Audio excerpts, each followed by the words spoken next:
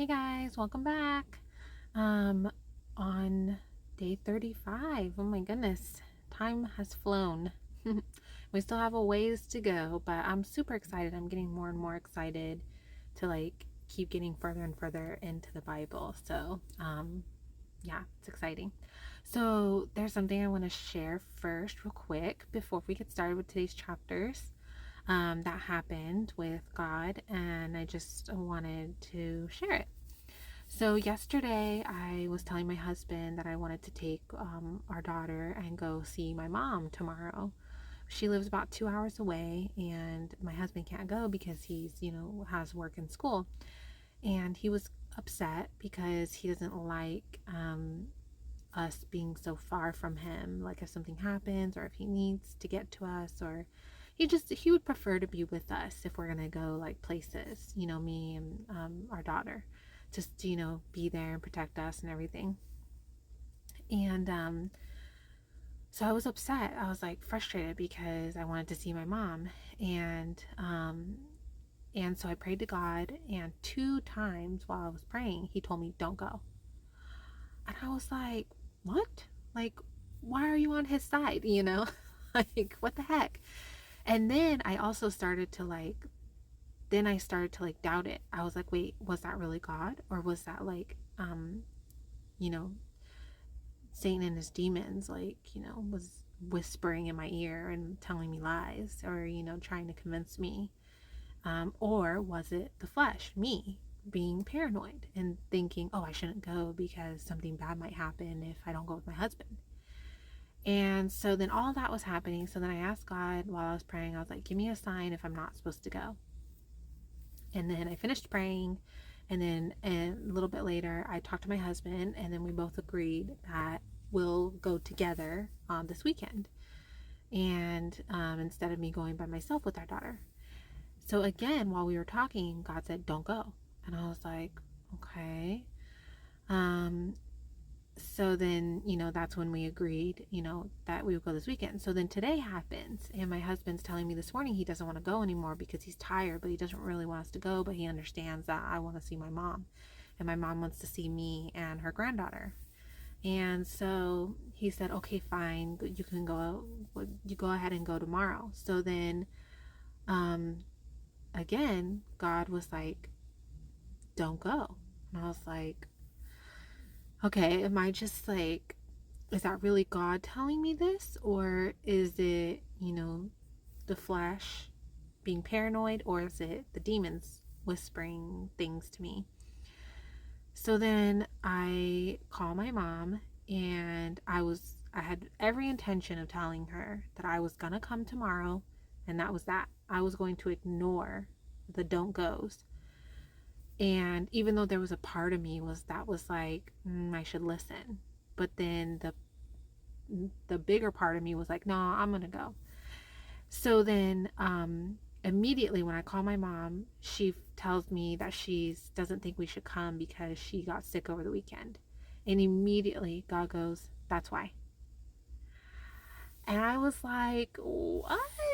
I just was like, okay, that was confirmation that it was God, like telling me this the whole time. And then also too, I was upset with myself because I was about to not listen to him, and I was going to go anyways. So two things. I prayed today, and I asked God, I apologized, and for not listening to him, but I asked him to help me grow in my confidence in knowing when it's him talking to me versus if it's my own thoughts and flesh, or if it's, like the demons whispering things and telling me things. Because I'm not confident on always knowing if it's really God talking to me. Like there's a part of me like, okay, that's God. But then there's a part of me that's like, doubts it, questions it, second guesses it. Like I don't have that full confidence that, okay, yeah, that was God telling me something to do, and I need to follow what he's saying. Because I want to follow what he's saying, but I'd be lying if I said that, so far in my life, a lot has happened to me, and I have deep trust issues with humanity and just people in general. Like, I don't trust easily at all. And even then, like, I just have deep trust issues. And so it flows over into this relationship that I'm building with God because I, you know, I want to have full trust and faith in Him, but I'd be lying if I said that there's a part of me that's a little like unsure. So I just asked God, I prayed to Him today, and I was just like, help me with that. Help me grow in my complete faith and trust in you, and also knowing confidently, okay, when is it you talking to me, and when is it the flesh or the demons saying lies? Um, so it's hard, I definitely think that it's something that will grow in time, but I just wanted to share because I know that I'm can't be alone in that. There's got to be people that struggle sometimes with knowing, especially when you're like newly like me reading the Bible, praying and getting to know God. I'm sure like, you know, you got to build up that faith, you got to build up that trust, and because I've lived my whole life without believing in God, and I've had a lot of people hurt me deeply, and um, I don't trust easily at all anyone. And so it's hard for me, but I just, I asked God to help me and guide me and support me and help me grow in my faith and trust in Him, and then discerning, what's Him and what's not Him. So I know He'll help me and it'll get better. So, but I don't know, I just wanted to share because I, yeah. Anyways, let's get started. If a man loses the hair of his head, he is bald, but he is clean. Or if he loses the hair at his hairline, he is bald on his forehead, but he is clean. But if there is a reddish-white condition on the bald head or forehead, it is a serious skin disease breaking out on his head or forehead. The priest is to examine him, and if the swelling of the condition on his bald head or forehead is reddish-white, like the appearance of a serious skin disease on his body, the man is afflicted with a serious skin disease. He is unclean.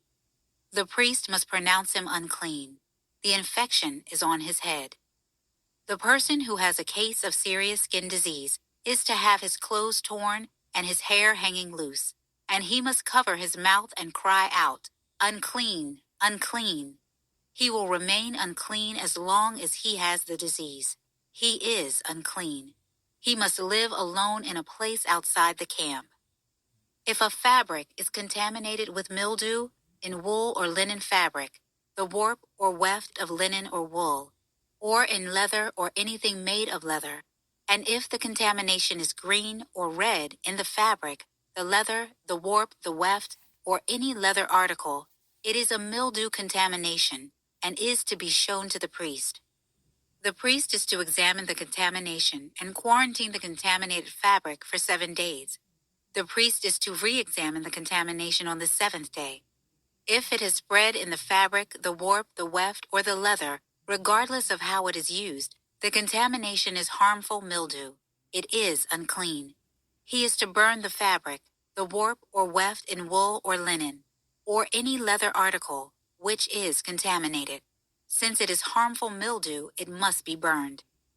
When the priest examines it, if the contamination has not spread in the fabric, the warp or weft, or any leather article, the priest is to order whatever is contaminated to be washed and quarantined for another 7 days. After it has been washed, the priest is to re-examine the contamination. If the appearance of the contaminated article has not changed, it is unclean. Even though the contamination has not spread, you must burn the fabric. It is a fungus on the front or back of the fabric. If the priest examines it and the contamination has faded after it has been washed, he is to cut the contamination section out of the fabric, the leather, or the warp or weft.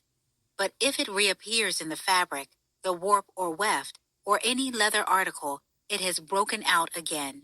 You must burn whatever is contaminated.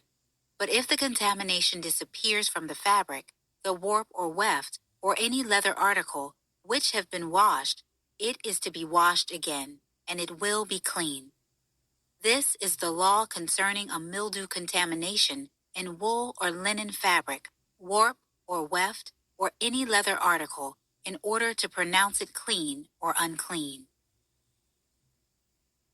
The Lord spoke to Moses. This is the law concerning the person afflicted with a skin disease on the day of his cleansing. He is to be brought to the priest, who will go outside the camp and examine him. If the skin disease has disappeared from the afflicted person, the priest will order the 2 live clean birds, cedar wood, scarlet yarn, and hyssop, be brought for the one who is to be cleansed. Then the priest will order that one of the birds be slaughtered over fresh water in a clay pot. He is to take the live bird together with the cedar wood, scarlet yarn, and hyssop, and dip them all into the blood of the bird that was slaughtered over the fresh water. He will then sprinkle the blood 7 times on the one who is to be cleansed from the skin disease. He is to pronounce him clean and release the live bird over the open countryside. The one who is to be cleansed must wash his clothes, shave off all his hair, and bathe with water. He is clean. Afterward, he may enter the camp, but he must remain outside his tent for 7 days. He is to shave off all his hair again on the 7th day, his head, his beard, his eyebrows, and the rest of his hair.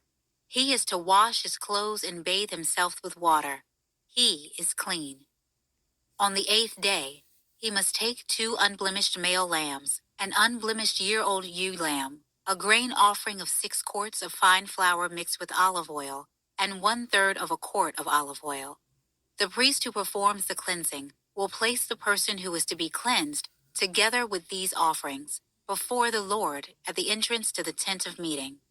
The priest is to take 1 male lamb and present it as a guilt offering, along with the 1/3 quart of olive oil, and he will present them as a presentation offering before the Lord.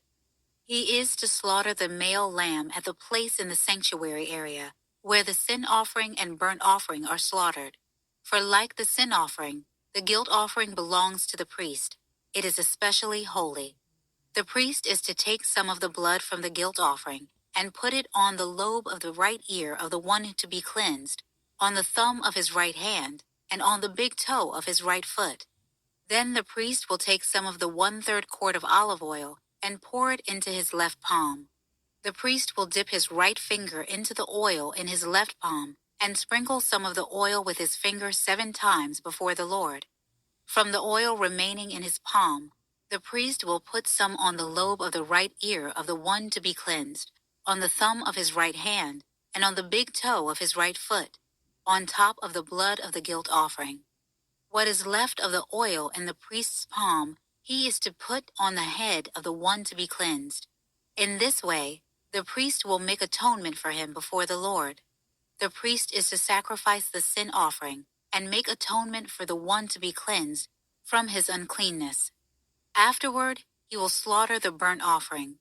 The priest is to offer the burnt offering and the grain offering on the altar.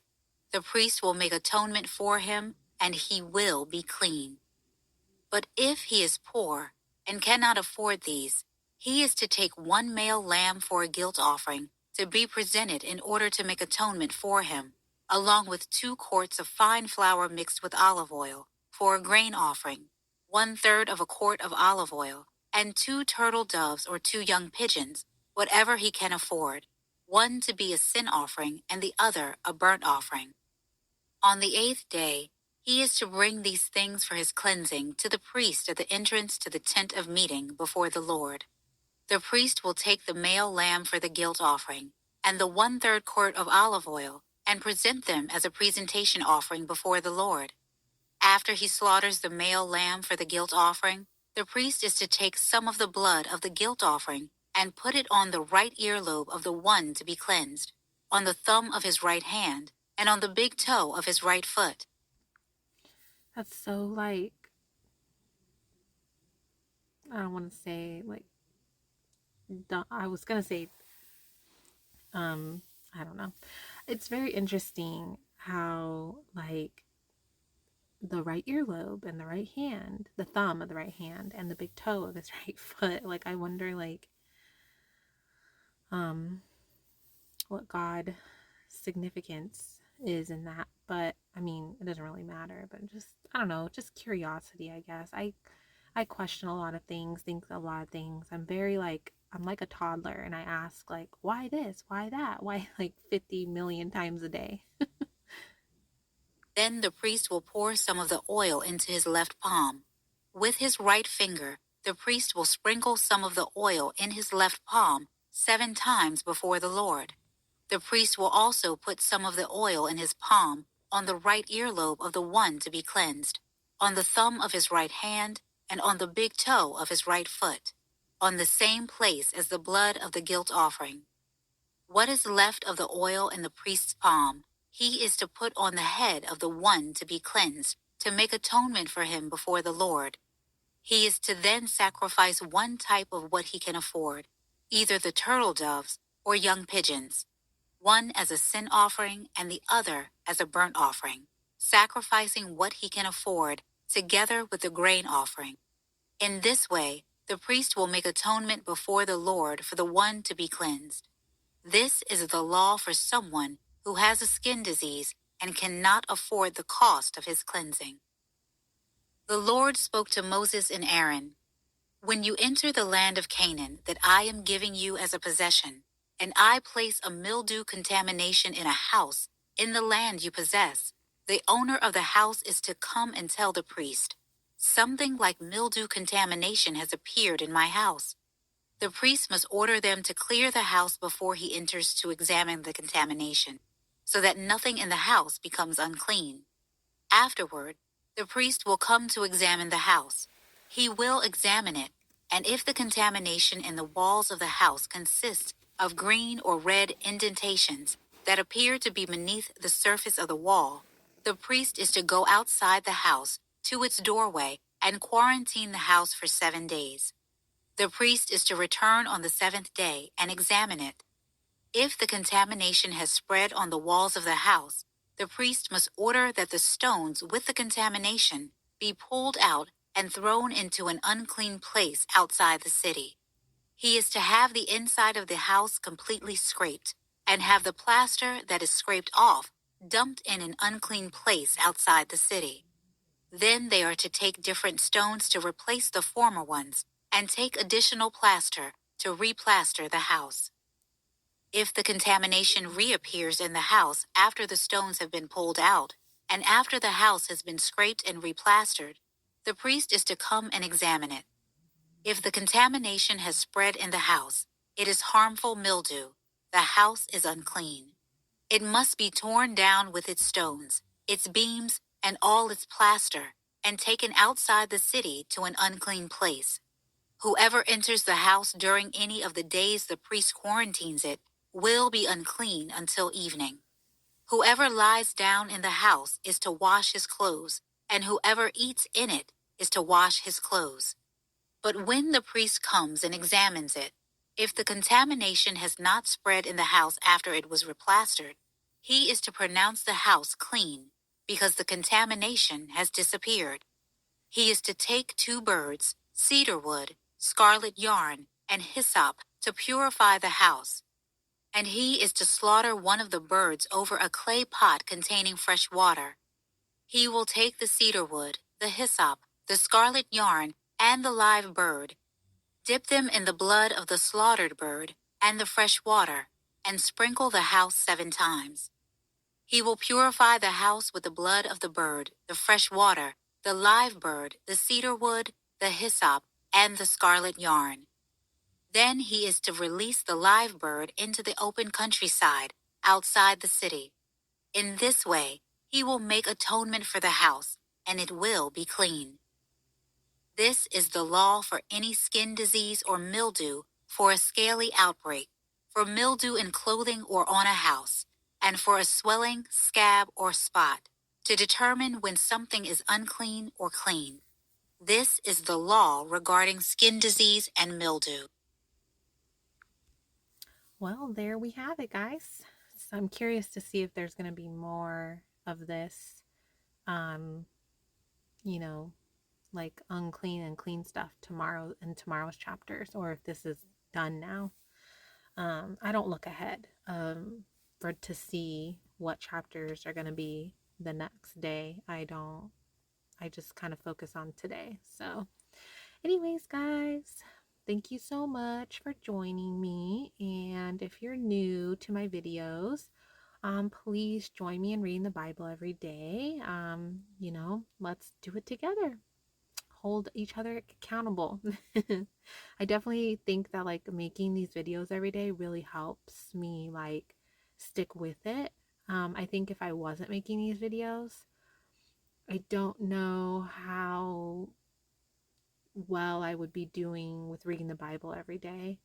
Um, and sticking with it, and then also having you guys comment and help me along the way is like so great. So thank you. All right, guys, talk to you tomorrow.